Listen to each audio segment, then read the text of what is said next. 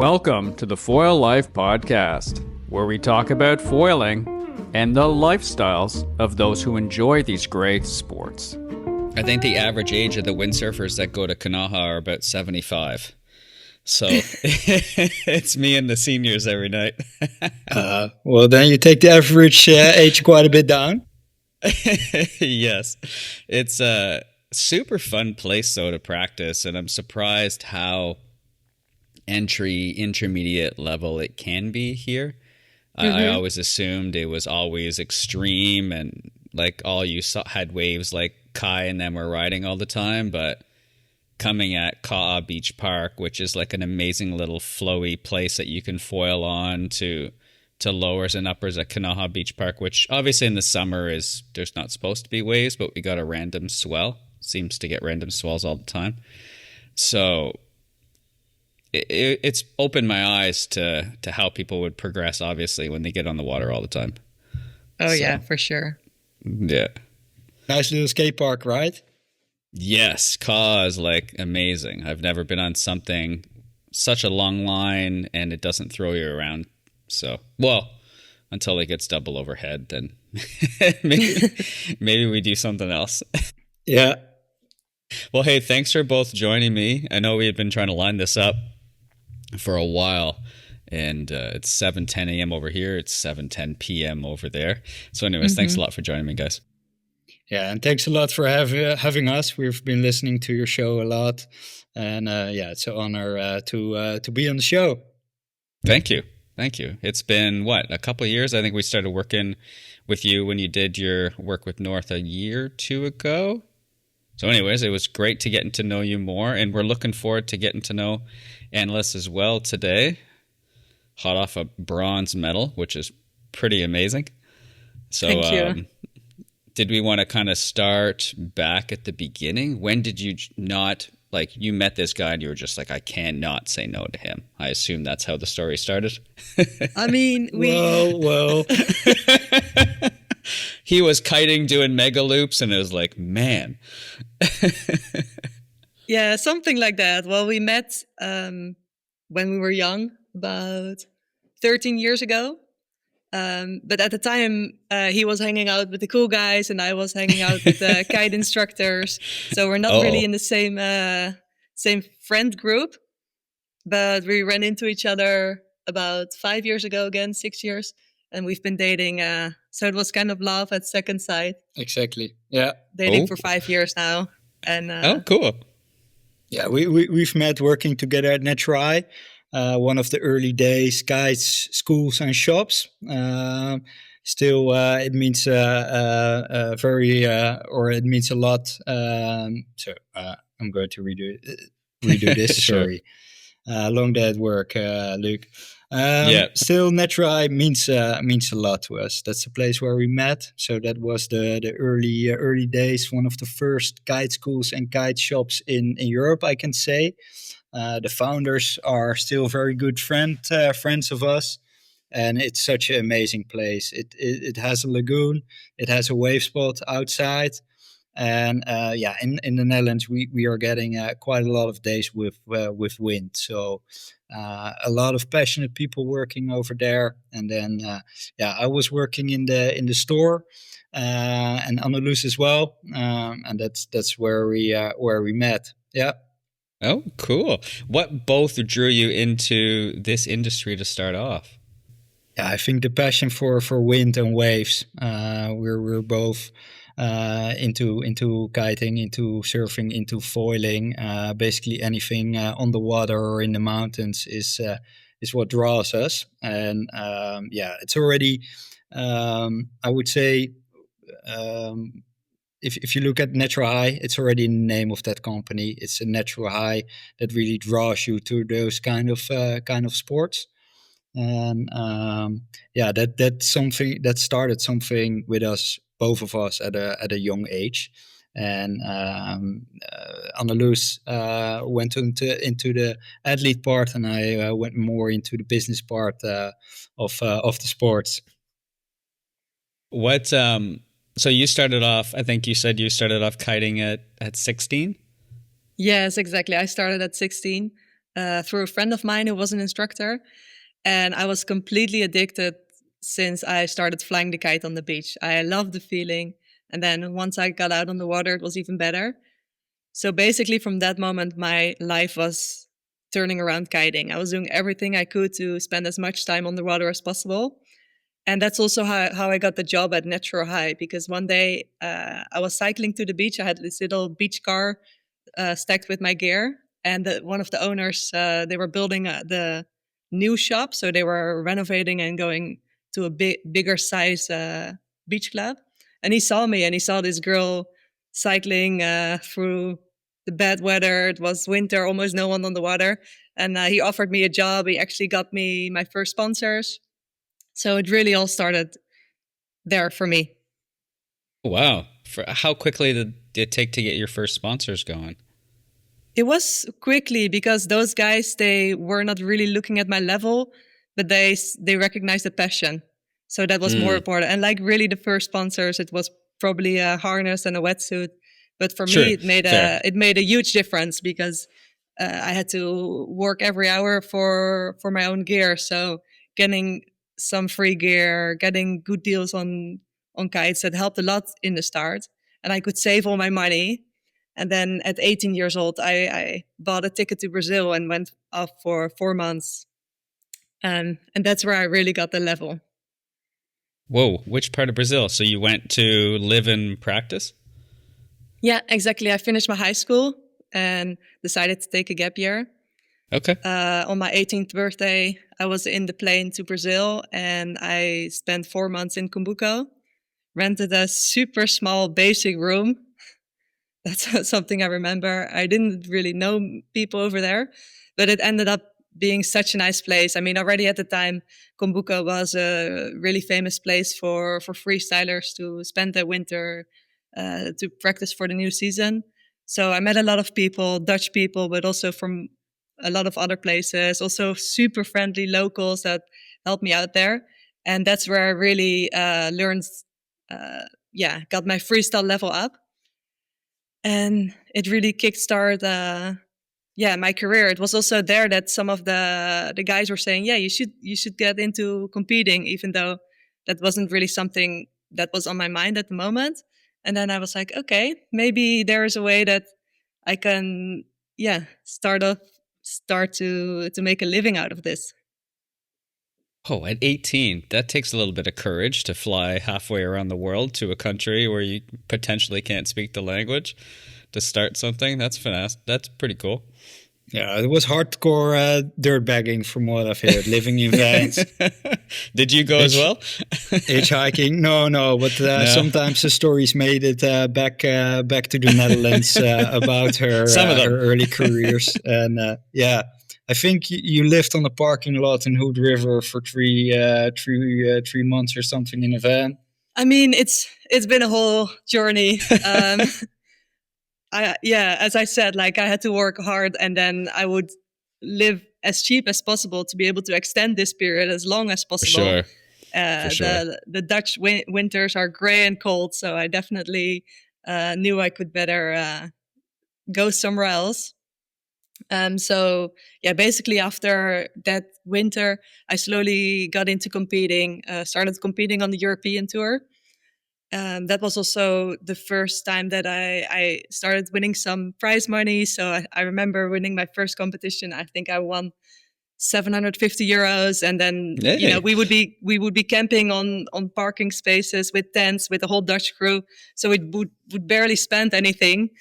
And that was, almost half a month of work at the surf shop. So that was a great way for me to slowly work less and spend more time on the water, because of course all my competitors were spending a lot of time on the water. So if I wanted to catch up to them, if I wanted to make it to the peak grade tour, and I was slowly starting to dream of making the podium, but I definitely had to spend more time on the water in order to catch up.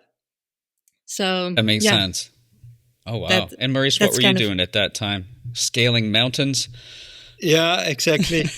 Yeah, it was for me. I was always orientated to more towards mountains, and then in particular backcountry snowboarding. and splitboarding. At that time, I spent a lot of my winters in the Alps. In the beginning in Austria, and then later I did a couple of winters in Chamonix. And from an early day, I worked as a freelancer at the beginning of my career. So I was able to do those work remote winter seasons, I can say. And then the opportunity for me came to join O'Neill in, what was it, 2010. I did a graduation assessment there, and then I could stay for 2 years as a freelancer in their marketing and e-commerce team. Wow. Yeah. That's a big brand. Congratulations on that. That would have been a fun time, a lot of learning. A lot of learning, yeah, absolutely. And O'Neill was then working with a lot of athletes who still nowadays mean a lot to me. For example, Jeremy Jones, one of the biggest names in backcountry snowboarding and splitboarding. And splitboarding is something where you break your snowboard in two pieces, and then you can walk up the mountain. At the top, you stick them back together, and then you can ride your way down. And I will remember I was in my early 20s helping him out on a film tour for a film he got released. And then as a thank you, I got a splitboard. And that really nice. opened a whole new world to me. And for me, that is the biggest bridge towards foiling. Yeah, no, I just started doing some backcountry stuff 2-3 years ago in Quebec in Canada. It's pretty entry level, but it absolutely insane, the conditions you can get and the workout and the scenery, and it's just, and there's 5 people where we were going. Wow. So you it's really pretty can special find stuff. Yeah. You can find some solitude there. You know, it opens up so many different terrain and playgrounds, and and really similar to foiling in that sense. Getting away from crowded spots, being able to ride waves that no other water sports can even get to. So I think there is a good link in those different sports. And apparently, tiger sharks like to follow foils. I just found that out last week. So it's fine. Well, we don't have to worry about them on this side of the world, but... I don't worry about them here either, to be honest. I used to be absolutely terrified. And now, whatever. Though you just think of them as a part of it, and they leave you alone. I haven't seen... Last time I was so scared, I think I saw a reef shark, and there was one time I drove to the beach, and I guess there was a 14-foot mama hanging out, but it's been fine. It's been fine this time. I've done some photo shoots in Maui. Yeah. Always looking for beautiful spots where no one is out, but that also means very marginal conditions. So I swam back from quite some kite foiling, wing foiling sessions over there. Oh yeah. Yeah, honestly, I think you're fine for the most part. I haven't heard of anything. I've been here 4 months this year, and I haven't heard of anything. So, yeah. Anyways, we digress.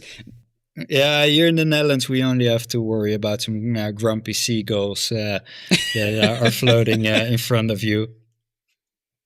Those things can get fairly aggressive, though. They are here. Yeah, absolutely.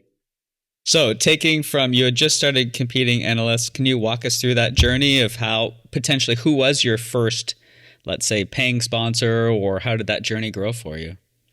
Yeah, so I started out with Natural High. They actually got me on Mystic and Slingshot at the time. And also slowly worked my way up to the international team. And that was the time that I started competing on the peak array.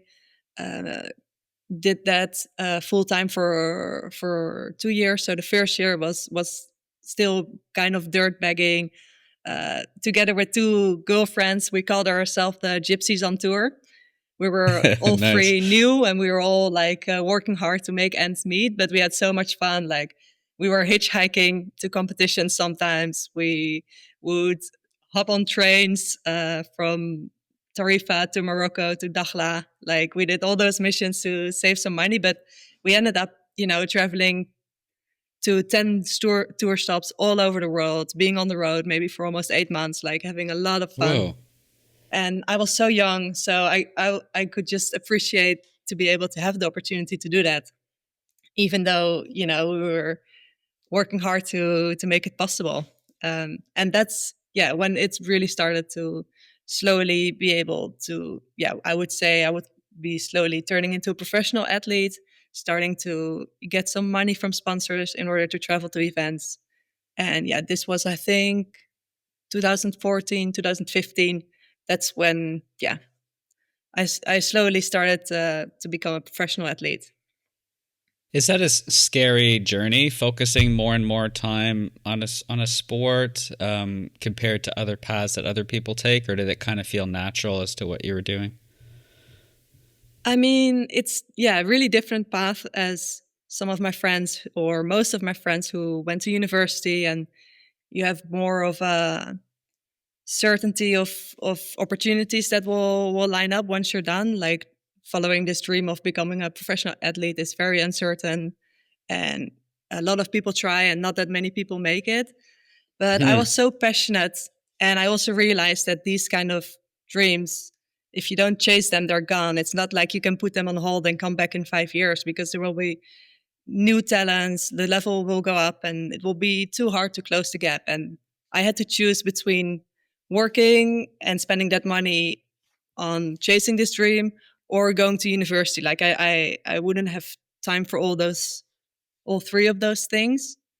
So, I mean, I realized that it's a bit of a risk, but I also realized that it's a chance that doesn't come around for a second time if I would wait till after university. So, True. I decided to go for it. Yeah, I guess you only have one life to live, and there's too many stories on the opposite spectrum of people who worked their entire lives and didn't take a risk or a chance, and then then something happens, or they get sick, or so I think it's super important to be able to follow passions in that sense and see where they take you. Exactly. And it was funny because a lot of, especially when I just got out of high school, I was 17, I was quite young to finish high school. And a lot of people were like saying, I guess your parents, they hate that you're doing this. But my parents actually told me to follow my dreams. They saw that I had this passion, and I had to go see how it would work out for me. And I think that's, played a big role in me daring to take this jump. So from there, did the Olympic, was there any thoughts of that floating around, or how did that ever come into the biosphere? Yeah, that's a funny story as well. So after the freestyle tour, I actually went on to do park for a couple of years. The freestyle tour at the time was getting bought over by another company, and it kind of changed a little bit. The prize money went down. The tour stops were getting canceled, so it was a little bit harder to do those competitions as an athlete. And at the time, the Triple S and the park events in the US were really big, so I switched to that and decided to try to compete at the Triple S. And then while doing that, it got announced, I think in 2018 or 2019, that kiteboarding was going to be at the Olympics for the first time. But in a completely different discipline. So yeah. Oh, wow. And at this point, what were you doing, Marisa? Had she got you into this wonderful world of water? How did you find water after snow? Completely different terrain, but... Yeah, absolutely. Though I was spending my summers in the Netherlands, and then always made the odd trip to Hossegor somewhere in late September, early October. So I was in my summers surfing, and then at some moment it was just after COVID start. I came back from a surf trip, and then there was a traffic situation on our highway, and I decided to take a detour and pass by Natural High for lunch. And somewhere halfway the beach, I bumped into Annelous again after, what was it, 7 years again. No way. Yeah. So that traffic really helped us, and yeah, from there we were brought back in each other's lives. Yeah, so this Whoa. was 2020 COVID times, both back in Holland, like everyone, not able to travel.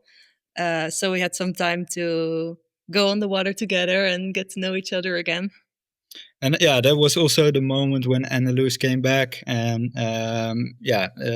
when the whole Olympic discussion started for her, if that could be the next challenge. Yeah. Whoa. And is that when you both found the lovely sport of wing foiling as well? Exactly. Yeah. For me, it was also due to COVID. It was the time that I got my first Cabrina wing. I had my prone set up. I was really into prone foiling already. And I remember being in Maui, shooting for Cabrina and seeing Pete on one of his first wings. And I saw the potential, and I saw how much fun it looked riding waves. And yeah, really getting that surf feeling in wind swell. And we don't get that many waves in Holland. I mean, we're blocked by the UK, but we get a lot of wind swell. And yeah, COVID actually was a strange time because I was back at home after traveling for, what was it, almost 8 years.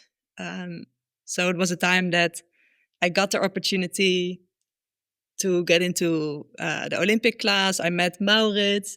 I got into wing foiling. So basically, my whole life changed from 2019 competing on the Kite Park League, probably having my best year until then, winning the Triple S, to having everything cancelled and going into a complete new direction.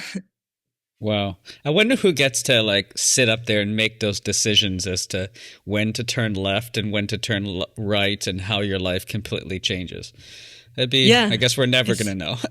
We'll never know. Well, it were some very long walks on the beach to make that decision and to discuss together. Yeah. The changing to the Olympic class wasn't an easy decision. Like I finally imagine not. Build my life, being an international team rider at Cabrina, being super happy with my position, competing at the Kite Park League, having probably the best level I had until then. And yeah, it was felt like a big risk. And a lot of the competitors, they already were kite foiling for a long time, or they came from sailing, and I really had no background. And yeah, kind of felt like, okay, am I gonna do this whole journey again? Start trying to catch up and chase this new goal. Coming from a completely different discipline, where obviously speed, you're not centered around speed and park, obviously, and freestyle. Like, wow. How was because where was I? I was in La Ventana last winter, and there were some kite foilers there. And like, forget it's it. a very good place for it. You can't catch that crew. Like, I was just trying to rip around. Even like following some of the pros like Chris McDonald and them for freestyle, how fast they go is unreal. Mm-hmm. But how was that learning journey? It must have been exciting / terrifying to see how fast those speeds you hit. Yeah, exactly. And it kind of felt like starting all over again. I mean, I had been kiteboarding for, 11 years. And I remember launching one of my first race kites.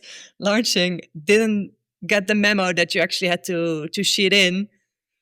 It was a 9 meter. It was quite windy. I was sheeting out. I just launched the kite front stalled completely into the death loop, pulling me over the beach. I was like, okay. So this is all completely new, and same thing on the water. But of course, having this background and being the determined person I am, it was also very motivating to be one of the worst kiters on the water again. And as you know, starting a new sport, the progression is really fast at the beginning. So that was super motivating. And I also made the decision because in the Netherlands, we have an amazing federation, very successful in sailing, so much knowledge, some of the best coaches in the world. So I knew that me having experience in competing and being super passionate and having this federation behind me, together we could, reach some great heights. Wow. So how many years of training did it take before you, because they don't just accept anybody into like an Olympic team. No, but they, at the time, like they were starting, so the team was already training together for a year. Okay. But the coach was still looking for more talent, and he was basically writing all the best kite surfers from the Netherlands, some big air riders, freestyle riders, also me, and that's how he got together the team. And then, you know, throughout the years, the selection is made, and it's based on the results you get. But in the beginning, it was really just a big group of people. Pioneering. Yeah. Really? Oh, So no way. in the Netherlands, we have a very professional sailing federation. But within your own team, within your own equipe and discipline, you really have to figure it out for yourself. And they allow everything as long as it leads towards success. And I think that is a very good approach. So they knew they were not attracting because of course the Formula Kites sits within the sailing discipline, but they also knew we're not going to draw in the typical sailor for this sport. It's all people with a kite or surf background or more of the free spirits, I would say. And No way. I think the coach of Annelous facilitated that in a very very good way. So there was a lot of fun on the water. A lot of trial and errors, a lot of long nights out, and really made a team out of it. Wow. So how was that, Maurice, for yourself on this side of the fence, supporting your partner, chasing these kind of incredible dreams that doesn't happen in every partnership? No, and we are so well aware of how good we managed it because we heard already so many stories where it went wrong, and one of the partners always on the road living out of a suitcase. And you know, when I was having my 9 to 5er, so in the weekends and in the evenings, I wanted to get out on the water, and Annelous was then tired from trainings and couldn't join. So at those moments, we also understand, this is not, what we both like. But on the other hand, we were working together to a certain goal. And then, you just stand by your wife. That's fair. That's absolutely fair. But it also brought a lot of joy into our lives. And, I've could see this so close, how much effort it takes from a person to be able to go to the Olympics. And I have so much respect for all the athletes who even made it to the Olympics, because it is a lot of hard work, and you have to put a lot of discipline in place and really push yourself to the limit. But like I said, because the Sailing Federation really facilitated all teams to be as successful as possible, and within a team you could do whatever it takes to be successful. I was able to join to a few of Annelous training sessions, and especially in Fuerteventura we had a lot of fun. So I was not into much foiling, that a little bit of prone foiling, but not yet into wing foiling yet. And then Annelous mentioned, if you come over to Fuerteventura, we always will have a boat for tow-ins, and there's a lot of nice swell running. So that is really where, after the training sessions of Annelous, he could whip me in a few good waves. Nice. And that was we had amazing time over there. Yeah, foiling opens up so much, and it's incredible how big something feels comparative to its actual size. And I'm curious to see where this world evolves. Here, everybody's starting to get into pair winging because they're always doing these Maliko run downwinders, and I'm still holding on to windsurfing. I still think it's going to have its comeback. but yeah, all right. So you make the team, you're training extremely hard, and obviously the goal is for that Olympics. Do you have to get your time up to a certain speed? What are the pieces put in place before, let's say, you go to that magnificent event? You have all these things that you're working on. I mean, it's speed, it's tactics, it's race strategy, it's strength. It's basically a combination of everything. And during all these weeks working on, during all these weeks during the year, you choose certain aspects that you're focusing on and that you want to progress in. And then in the end, hopefully you've done enough to compete for the medals at the Olympics. And the first years in 2020, it was really getting to know the sport, and then still having some time for other things. And then by the end of 2020, I decided to fully commit and see where we could end up. And as Maurits said, with the team, we really had no knowledge. My coach is an old windsurfer, multiple world champion, went to the games windsurfing, and he had no clue about kitefoiling, but he did know everything about racing, and the game on the water is the same. So basically what he did as a coach, he got experts from kitefoiling, and he got them to teach us how to do the technique. And then together with him, I would do the events and learn about sailing and racing. It was really a catch-up game, and we worked hard, and maybe sometimes a little bit too hard. Like, both of us are really passionate, and it's when you have such a big goal, it's hard sometimes to take enough days off. But in the end, we made it happen, and super proud of what we did as a team, and of course having Maurits there by my side all this time.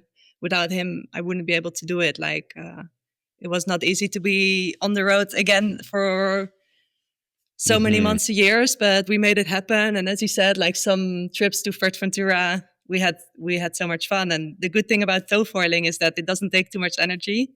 So we would take turns, sometimes getting some really big waves. And that was a perfect way of, even though sometimes I only had 1 or 2 sessions in the training block of 3 weeks, it would get me that adrenaline thrill. And that was also something that my coach, he knew he kind of had to give me like those little pieces to get me, to keep me stoked. And it really helped to make it all happen.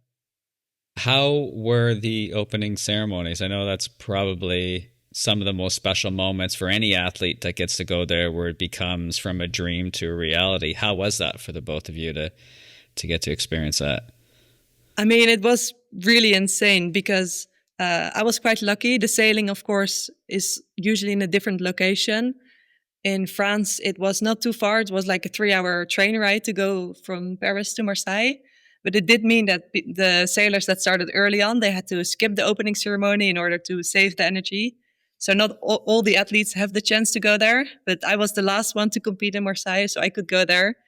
And it was insane. Like, I finally really had the feeling that, okay, I'm at the Olympics.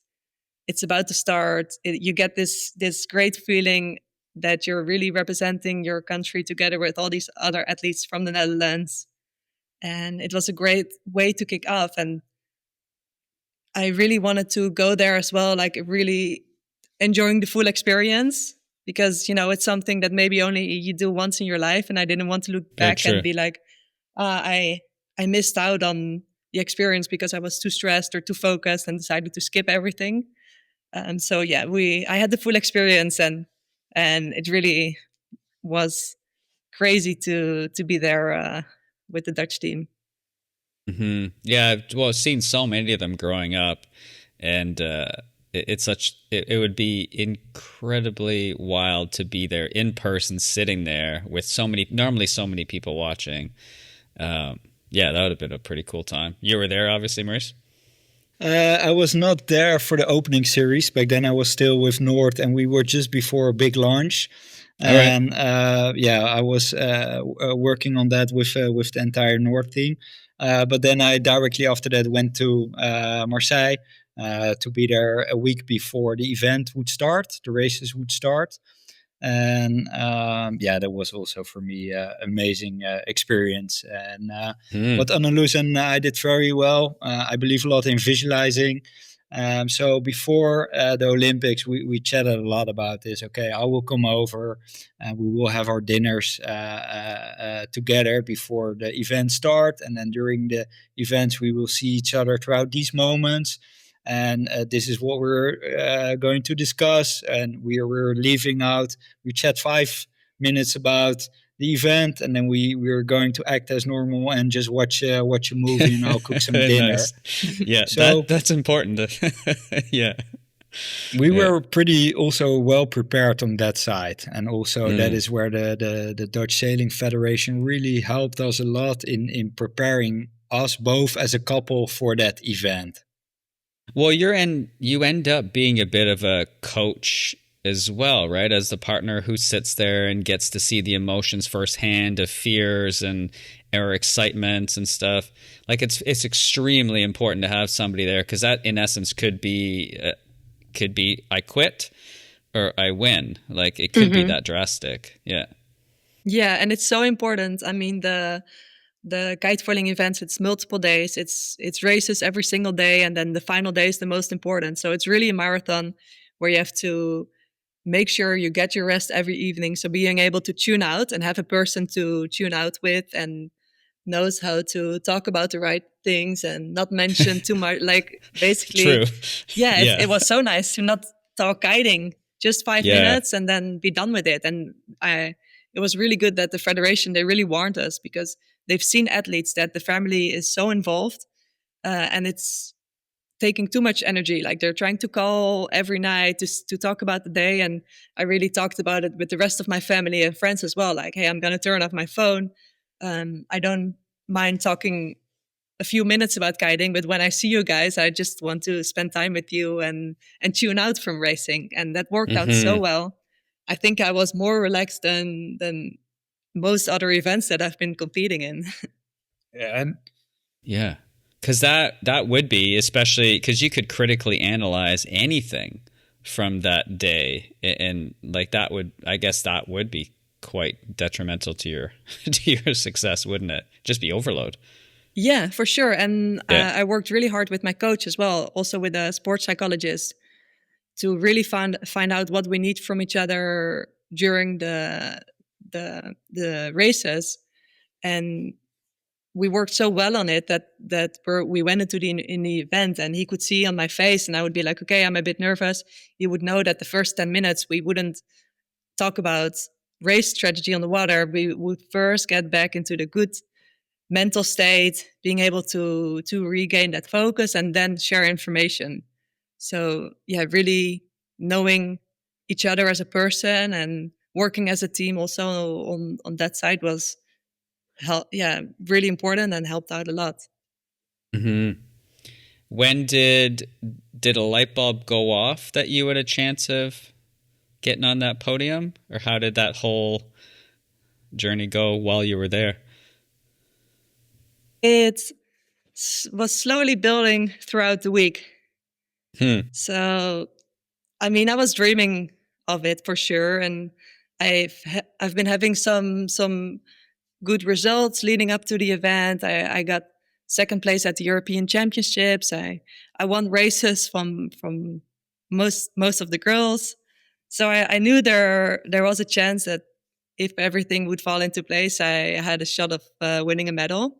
And then throughout the week, I think I started out in 6th place and was slowly building all the way up to 4th place, going into the finals.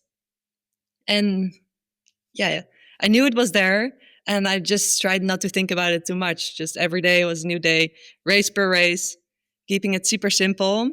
But I remember moving into the Olympic Hotel the 2 days before we started, and we had this Olympic outfit that we had to wear on the podium. And yeah, I packed it and was like, okay, hopefully I'm gonna need it. So that's cool. The good thing, Luke, when I know that something was to come, because Annelous was always very quiet about her performance, and she was never talking too much about achievements or how she was performing and that she was ready. But 2 days before the event, she said to me, I feel it, I'm ready for it. I feel very confident. I did all the training, and I'm let it come. And I think that is a very good mindset to go into such an important event. And that's not always for all the athletes that they go into an event with that kind of mindset. And we were there with the whole family, and it was smoking hot in Marseille. They had a crazy heat wave, and we were at the Olympic venue watching the screens. And then the first race, Annelous went as first over the start line, so we could see her name pop up first, and then she would be first on the race for the first, let's say 30 seconds, and we were yelling like, okay, this is a great start, first Olympic time that Formula Kite is there. And then we see our girlfriend, my girlfriend, our family member going as first over the start line. That was something I will never forget. But then she crashed in the first stack, and then we were like, oh fuck.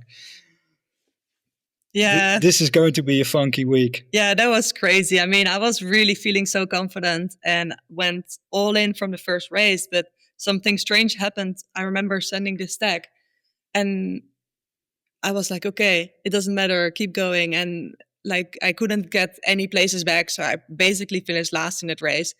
And I remember getting to the coach boat, and a long time ago, my coach talked about Kieran, who won gold in Tokyo at with windsurfing at the Olympics. And I remember when he got into a protest and he got a bad score, and Casper always said that his coach was like laughing about it and just be like, okay, at least you have your discard. So coming back from that first race, I came to Casper. I was like, well, at least we got that discard out of the way. But we have but I saw I had the speed, and I saw I could be there. So instead of being frustrated about messing up that first race, I got confidence from my speed, and just took 1% less risk in those maneuvers and made sure I stick them in the next races, and it managed. I managed to get into fourth place for that final day. So for those who didn't watch this Olympics or don't know this kind of racing, is it a series of races that builds to a final? Like how's the format, or what's the format like? Yeah, exactly. So it's a series of races, the opening series. In the Olympics, it's only 20 of us competing with each other, all from different countries. And at the end of the series, the top 10 goes into the final series. That was how it was last Olympics. Top 10 battling for the final. So the number 1 and 2 would be straight into the final, and all the rest would be stacked into 2 semifinals, competing for the last 2 spots. Now, is it one final race, or is the final a series over 2 or 3 races where they get cumulative times? Yeah, it's a series of races, and it was working with bullet points. So the first one getting to 3 bullets would win. Okay. Yeah. Whoa. Okay. And how was it to step on that podium? It was insane. It was really a dream come true. You see those moments on the television. I remember loving sports as a young girl and looking at those moments on the television, and it was exactly like that. It was almost went everything in slow motion, and I saw Maurits and my family right there in front of me screaming like crazy.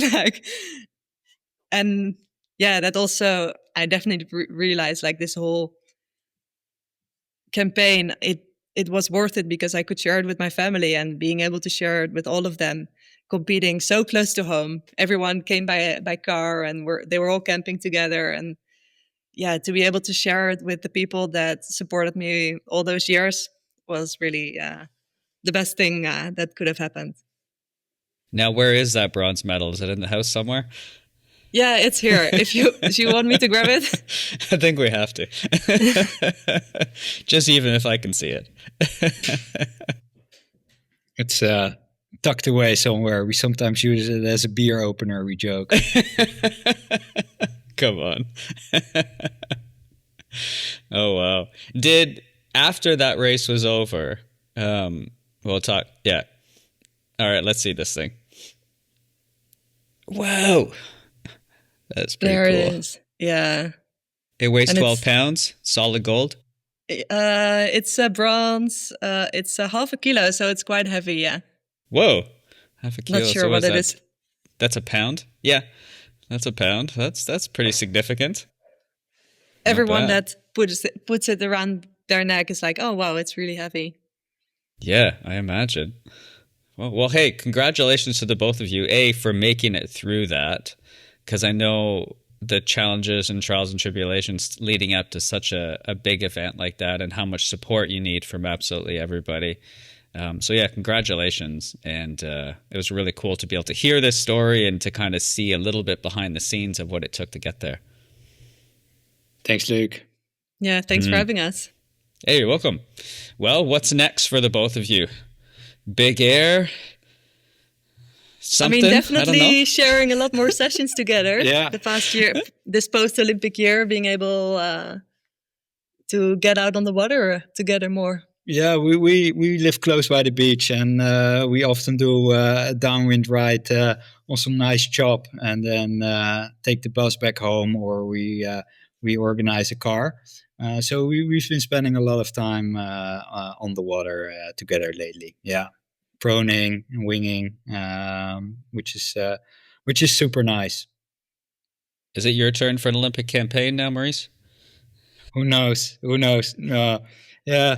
I switched jobs, so I had an amazing time working with the North team, and I can imagine that was such a great time. But then another opportunity came my way with O'Neill, so I made that switch now 3-4 months ago. So that's all still pretty fresh, and I'm making the long days. So yeah, that's on my agenda. But I met with Mike, brand director for North, a couple of weeks ago when he was in the Netherlands, and awesome. Yeah, I'm still very well connected to that team and to the product.